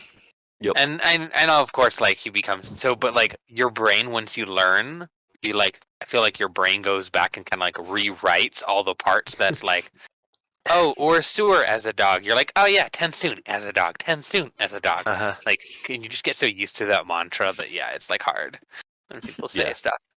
Like I've had people who are like, when my wife was reading it, I couldn't even remember the I was like the Condra, like I can remember the switch, but I couldn't remember the name. Like the Condra, the one dude, just like OreSeur. I'm like, yeah, that one. Same thing No. with in the Final Empire, like they refer to Renew, well, they refer to OreSeur one time in the Final Empire when Kelsier's talking about spending the last of the A-Team to pay for his contract, and so like that whole book, you're like, oh, this is OreSeur, but if you're reading for the first time, you never would have that experience. Yeah. Right, and you just think of Renew, Right. So Yeah. Even Vin still, at the point we're at in the book, thinks of him as Renew. Yep. Mhm. Like I think in chapter 6 when Tensoon says this body is humiliated, she's like, wow, that's awfully direct, Renew. Right. But we're jumping ahead of ourselves. Chapter 2. Let's see, we got Zane. Yep. Crazy. He's Insane in the crazy. membrane. He's so crazy. How does he know about the secret Alamancer? Like, we see him literally just watching. He shoves a coin at the coin shot so Vin doesn't get too close to him. Because he's And then he takes out the smoker. Do we know what his spike is? I can't remember. Steel. It is steel? Okay. yeah. I Yeah. thought so because he does the thing where he can, like, push Levitate. himself. Yeah. Yeah. Oh, that makes sense. I didn't really connect this, but it like makes sense that when Ham arrives, he says, "Oh, those assassins weren't from Straff; they were from the set." Because Yeah, I went back because I was like, I made the note, and then it was like, oh wait, these are Straff's people, so I deleted that, and then like, wait a second, these aren't. Go back, add that in. yeah, that makes sense because Zane is obviously Straff's son. Yeah. But he honestly doesn't care about whether or not Straff's other assassins live or die. Yeah, but do you think That's Ruin true. is telling him this to? Oh, that you know what? That could be Merlin it. doesn't seem to like kind of do like direct intervention on like except when it like when Except, he needs to. I don't know because you can kind of well, see like the whole yeah. the whole thing with Spook when he's just like he just kind of like vague influences over like Spook in book 3 and like and like stuff like that. It's just like he just kind of like gives vague command or like to Vin. He just like tells her to kill anyone that walks past. Right. Yeah, I in mean, which even we though he know. does the same thing to Zane, Yeah. because when we get his POV chapters later, God says kill him all the time. So Yeah. maybe God whispered to him, "That one's not dead. You should kill him." Well, but he Yeah. also threw the coin initially at the coin shot. Do you think Ruin said kill the secret Alamance and kill the secret Mistborn? I think that Zane just noticed. Zane noticed that Yeah, That's a third testament party to Zane then. perspective, right? Well, and if Zane he's is watching, he could very potentially see them like wiggle their foot or something, like trying to get ready to like pop out an attack, and she can't see it because he's dead somewhere else, so she's not going to focus on him. I could see that. Right. Just Yeah. like Or maybe he's burning ATM as well, and he can see that the person's shadows are split. he doesn't burn ATM up until later because the whole point is to him ATM is like a precious gift from his dad. So he doesn't like burning ATM if he doesn't have to. Then I guess it's a testament to Zane's character, which is a nice detail. I'm surprised Vin didn't know it was a Mistborn because it talks about how she can pierce copper clouds. Like, you'd think she'd be able Only to when tell. she focuses. Oh, so she was just Only when she takes the overwhelmed. time to focus. And and she's constantly being she under attack. So she and only she notices later. yeah. And Go she ahead, had Jake. also like there was a smoker there. Like she There hadn't were- killed the smoker yet. So it was like, yeah, there's gonna be a copper cloud up. Yeah, that There were two of makes them. sense. But she wouldn't have been able to distinguish. I don't think she can distinguish when there are multiple copper clouds being burned in the same area. That makes True. sense, yeah. So she just knew there was a copper cloud up and was like, oh, that guy's the smoker. He's the one who's doing the copper cloud. So didn't even think about, like, oh, there's another person. Is it possible to tell a difference between Copper Cloud users? I think if you can pierce a copper cloud and burn bronze and you're really focusing, you can. That's kind of cool. That's an impossible to do thing, but that's a cool concept. Okay, anything else for chapter 2? We got Zane, really, and then a reference to the contract. I don't think we really need to go into that all that much yet. True. It's not all that spoilery either. Like, Yeah. I mean, a little bit, but Yeah. Chapter 3, we see that Ellen has already made the government too rigid against himself, which is a good idea when you want to prevent a bad guy from taking control, but it also kind of shoots him in the foot.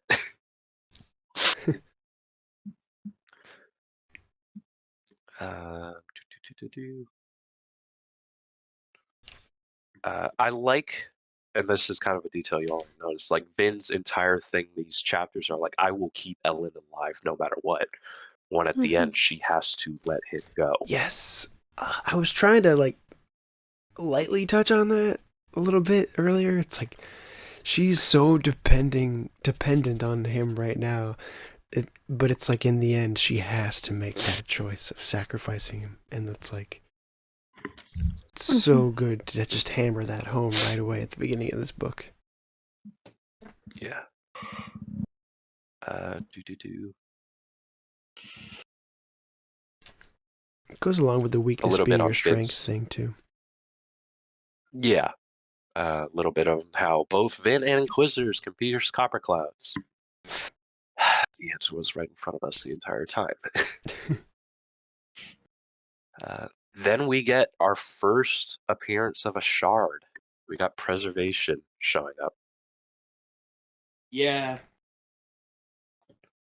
So was he appearing in the pure tone of Preservation? Was that what Vin was seeking? I think so. I think that's what she was hearing. Yeah. And she's feeling his elementic pulse, right? Just the investiture. So it Yeah. actually talks. I saw somewhere when I was reading up on actually Vin's sister. It says that as a seeker, she could sense kinetic investiture, is what it says. That just seemed like an Yes. interesting pairing of wording. And so what she's sensing is just like the concentration of investiture, because seekers can sense other, like multiple forms of investiture, not just this. So that means they could like sense, oh hey, someone is using investiture over there, and you could probably have them get so familiar with it that they would understand, oh hey, that is Stormlight. like a Dustbringer or a Windrunner, because Yeah. those are kinetic forms of investiture. So that's what she's sensing, is just concentrated investiture. Mm-hmm. It's kind of how I always saw it anyway, not less of pure tones, because she's not. Because she feels like the concentration of the investiture, which I guess in a sense affects a tone. So maybe it's both. But it is a shard. Yeah. Yeah. I think that that concentrated form of investiture, that it's that sound that it's radiating, because it is preservation, would be that pure tone of preservation, because it is his concentrated investiture. That's kind of what I was thinking of it as. That's it. Very possible. We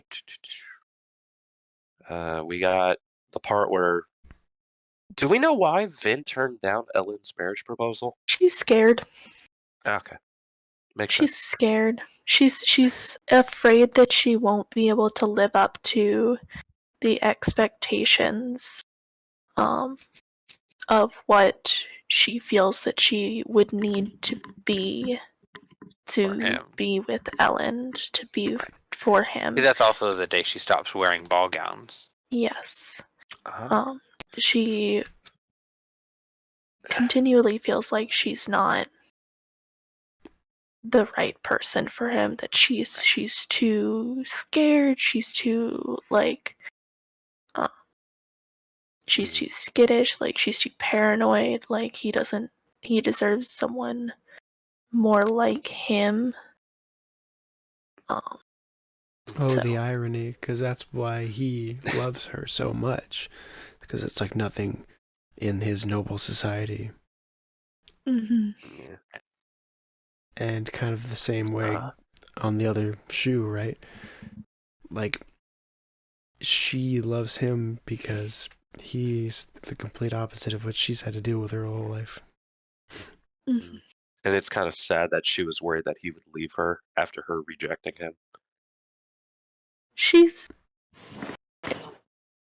not necessarily worried about him leaving her. I thought there was a line that she turned him down and she was worried he would abandon her. Well, that's her There was a main line about that. hang up, is she's worried about people abandoning her. It's kind of like borderline personality disorder. Like, It's not an important detail. We can move past it. I wanted confirmation. Okay, this one's a big one. The missing atium, and apparently they got some from the Lord Ruler's bracers. Yes. Which means the whole thing, like, Hands of Mourning, they were lost. No, they found his bracers. And they sold them. And they pulled out all the ATM. Sold it. I don't know. I can't even begin. That would take a lot of time we really do not have. But the cachet not being there, we know what that is. We know what's going on there. We don't need to cover that yet. But just the bracers and the fact that we know it had all 10 medals. I believe it was just the 10. The Bands of Mourning? Well, not the bands of mourning. No, not the No. bands of mourning from probably Kelsier, but The talking Lord about Ruler's bracers. the No, Lord the Ruler's Lord's bracers Rulers- that he had on his. Those were just his ATM storage. I thought. I Yes. thought that Was the under that ones, impression the as ones, well. yeah, But the they ones were on his just- arms that she pulled off of him that Oh. were just his ATM stores. He had other stores, That's where like he because he was- had rings. He had so many Okay. rings and bracelets and earrings. Like he wore a bunch of other jewelry, and those were his other stores. But those ones that were attached to his skin were the ones keeping him alive, which were his ATM stores. That makes sense. I am kind of confusing, the legend of the bands of mourning with this. So it makes sense that those would be just pure ATM. I totally get it Yeah. though, because I remember when we were going through the Final Empire and hearing that, like, oh yeah, they sold them for ATM or whatever. It's like, wait, really? I thought those were the Bands of Mourning. But no, Yeah. it's I still love the concept of the bands of mourning, though. The concept of the bands of mourning is awesome. the Bands. And I like the idea that, like, hey, what happened to the Lord Ruler's bracers? Did you hear he's a pharaoh chemist? Yeah, if you pick them up, they give you his powers. Like, that is 100% what somebody would come up with at, like, a pub. Right. Yeah. So wait, do we Yeah. know how the bands were made? No. Not entirely. No, That's still that's actually something. not at all. And do you know what Well, makes it even more Whoa. puzzling? I guess I'm gonna throw out because some people might not have read. So this is the Lost Metal. Mm-hmm. Spoiler, real quick there. So We anyone- want you. if anyone hasn't read it by now, warning. Kelsier, at the end when he's talking to Thazed, he basically says, "Man, how I wish I could fly through the air again." Essentially referencing he can't, and he doesn't have the ability to use steel. So if he doesn't have the ability to use steel and all of his elementic powers, who in the flip had the investiture to create the Bands of Mourning? But also, where do you get the pharaoh chemi? And For where it, did the too. Feruchemy come from? But he's also at least spiked in one eye. Is he spiked other places? I always made the assumption after book 3 that he just got spikes to get all of Feruchemy. But with that statement that he can't use Allomancy, Can he not use any medallions either? Who knows? Like, you would think he would give himself how did medallions. he create it? Because obviously they all say it came from the supreme whatever, Mhm. Mugwump ruler, And- dude. Mm-hmm. And then we do know that was Kelsier. Mhm. So then the question is, if he can't use Allomancy, how did he create it from them and make it seem like he's the one that created it when he Mhm. can't use it? Yeah. But also, that's the only example of full Mistborn and full ferochemical powers being able to work together well. We've got a specific note saying, like, oh, we've only been able to get, like, 4 abilities on one medallion. Anyway, sorry, just It's probably yeah, that Alamancer Jack guy. Allomancer Jack with With a the bajillion Bands of Mourning. spikes, 31 spikes in his body. I do want to say though that I don't think Kelsier has more than the one spike Yeah, I don't think so attaching either. his soul to his body, because if he had more, it would open him up to more influence from Sazed, and I don't think he wants that. Yeah. Yeah. Now it makes sense that he doesn't, but before that was always my headcanon. It's just like, oh well, he created the Bands of Mourning. Well, Yeah. how did he do it with Feruchemy? Well, had to get spiked, but now it's just like more of a mystery and it's more aggravating. Here are 3 Also- mysteries. Also, after Sazed took the powers, the hemalurgy power changed slightly so that the humans can't handle as many spikes. Like Marsh, as like what Marsh has now, is that their body wouldn't be able to like withstand being spiked with that much hemalurgy. Yeah. Like we saw that the Inquisitors in book 3 are just like getting as many as possible. Yeah, that Yeah, that limit has gone back down. I think Ruin had expanded that limit, and Zaze had put it back to where it was supposed to be. Yeah. Or maybe even less. Or Sir. yeah, something like that. I'm gonna put it past him. Anything else for chapter 3? I'm good. Okay, great. Chapter 4, Sazed's chapter. We see that the mist is now acting under Ruin's influence. I wanted to see if it was like, it says, oh, there was like 24 people in the village, and I wanted to see if that meant that the one person was 16%, but I don't think it lines up. I don't think so, because it does also kill him. Mm. So he's not a seer.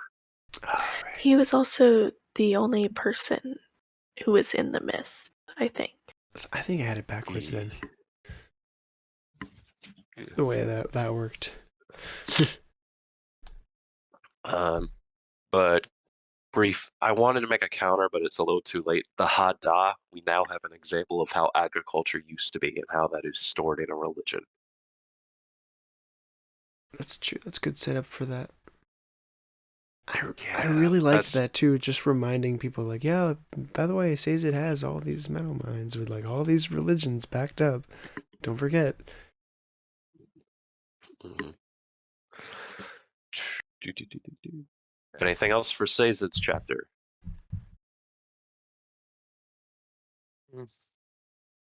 Okie dokie. There honestly aren't a whole lot of spoiler things in this first part. No, there is not. But Yeah, just there's to too be much safe. review to really put in any foreshadowing. Well, we're getting to some foreshadowing with this one because we've got OreSeur's final moments. Right.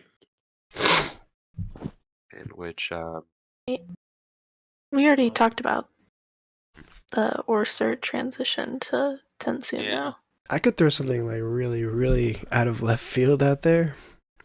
Do it. It doesn't actually have to do with chapter 5 of this book. It has to do with an epigraph in the Final Empire that I was reminded of because of that little section that says, the keepers spent 1,000 years gathering and memorizing the dying religions of the world.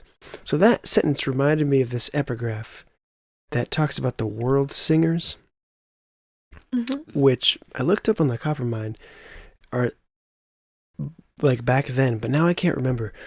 Are they related to what Hoyd and Sigzil are? there is a relationship between the world singers and the Worldbringers? Worldbringers. Yes. There is a relationship there, but we do not know the extent of it. Most likely it's just that Hoyd has influenced both of them. Well, we know. Yes, I think that is correct. Just since we That didn't Hoyd have has- much to say about chapter 4 or 3, I mean. There's nothing spoilery here. Let's start talking about Stormlight. Is there a way?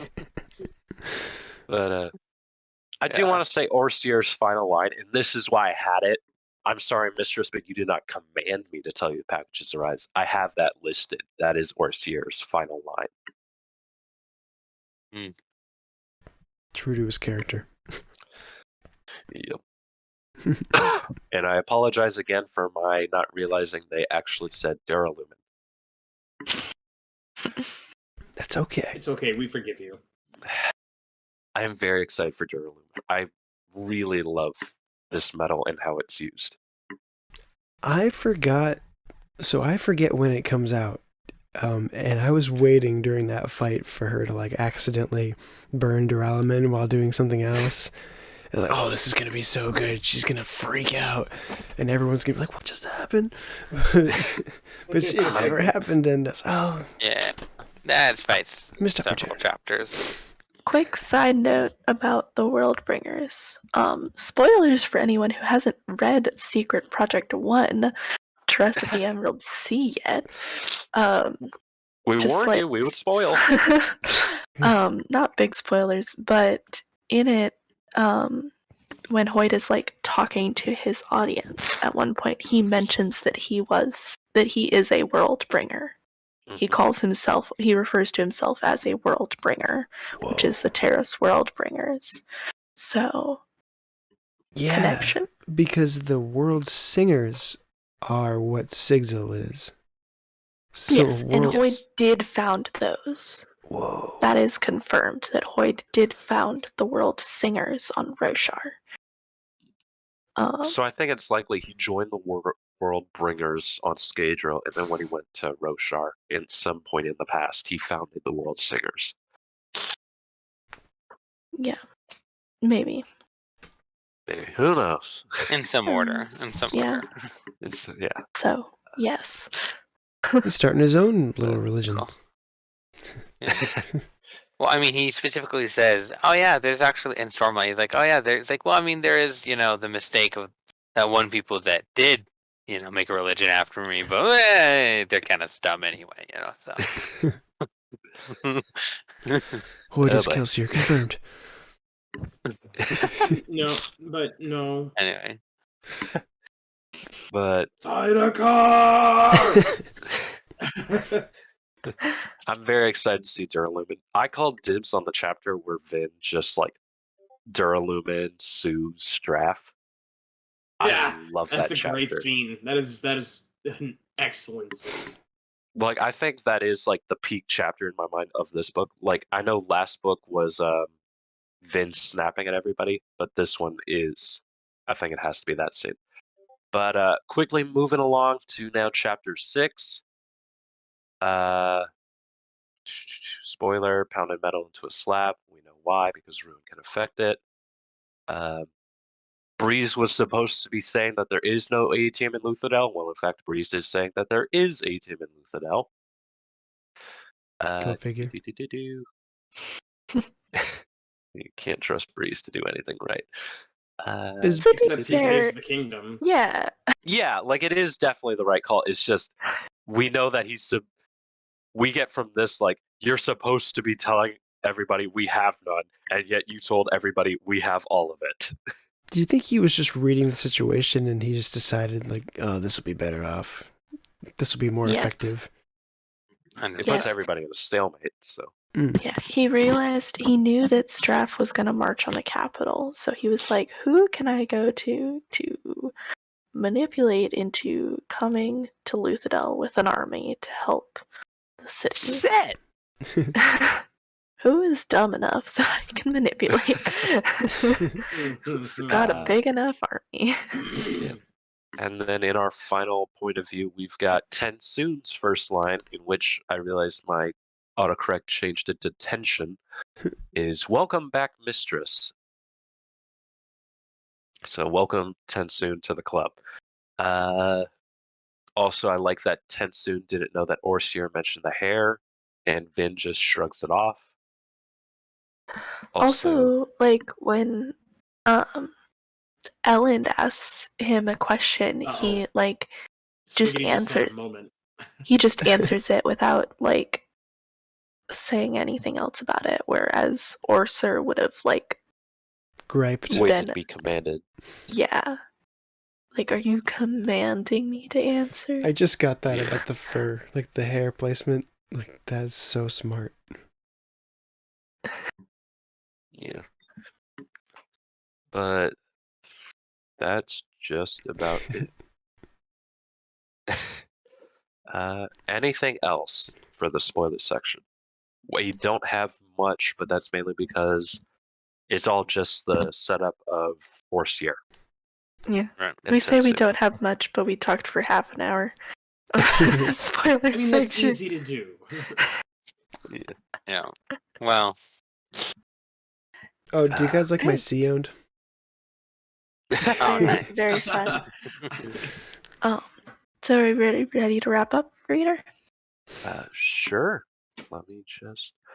And that's going to be it for our show. Thank you so much for joining us in our ramblings and predictions. Please be sure to remember that there's always another connection. Have a nice night. Good night. Bye. Have a good one.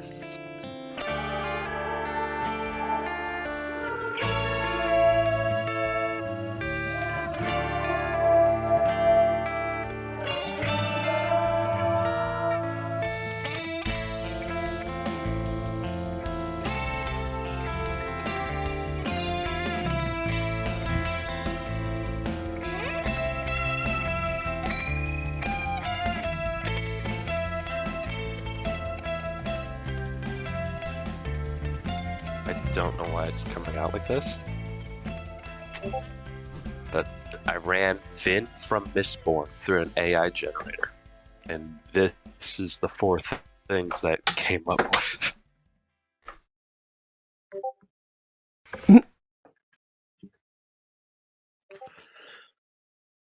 So it came up with my sisi bababan min sohon benapakaha. And then Miss Boom. What? That one sounds like What are you Swedish. talking about? Yombiobo. Hurdy Yompi Bobo. Unshabun. Mishtan Bastion. You're starting to sound like Pete's Dragon. Never watched that actually. This is in the Mist memes. really Is young. it? I figured it worked better than the cool Cosmere art. Me Sissabon. Mean so hoon. Yeah, I don't get it. It's Okay, everybody ready? Thumbs up to the crowd. Beyond the bond. beyond the bone. Beyond the bone. Why didn't it just say Mistborn? I don't know. I love how it's Miss.S. Boone. Mince Two Boon. N's. It looks like Bloodborne.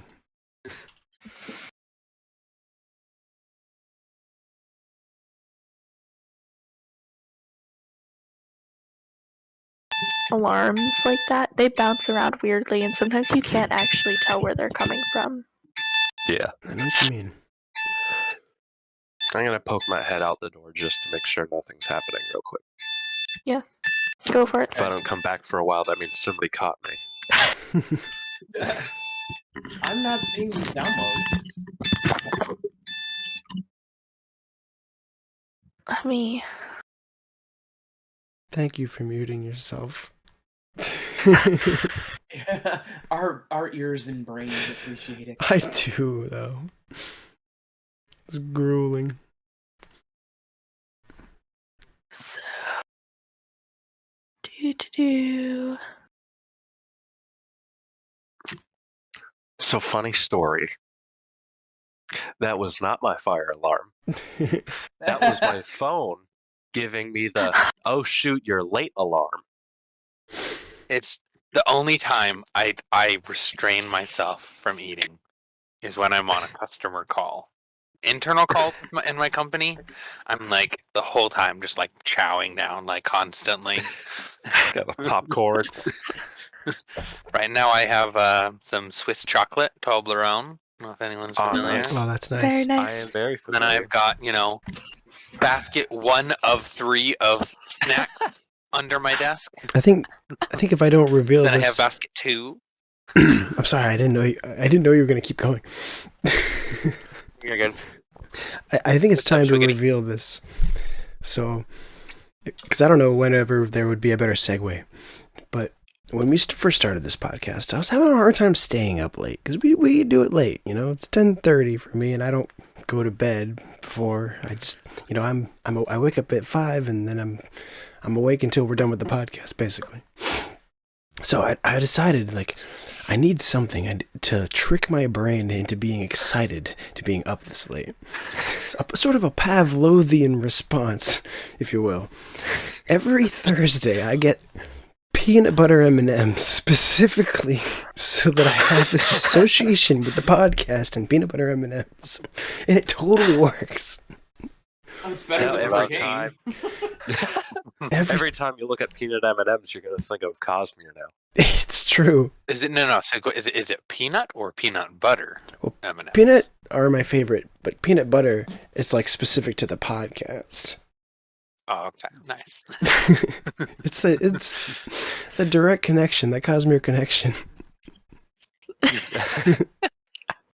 When we meet up at DragonSteelCon in one of the future events, I'll be sure to bring you some peanut We're all M&Ms. gonna bring him 5-pound bags of peanut. Oh my M&Ms. God, No, that'd we be have to awesome. bring him peanut butter M&Ms Yeah. because I'm sorry, it's the peanut butter. podcast. Yeah. You gotta remember, it's peanut butter. No, that's how we keep them up at night.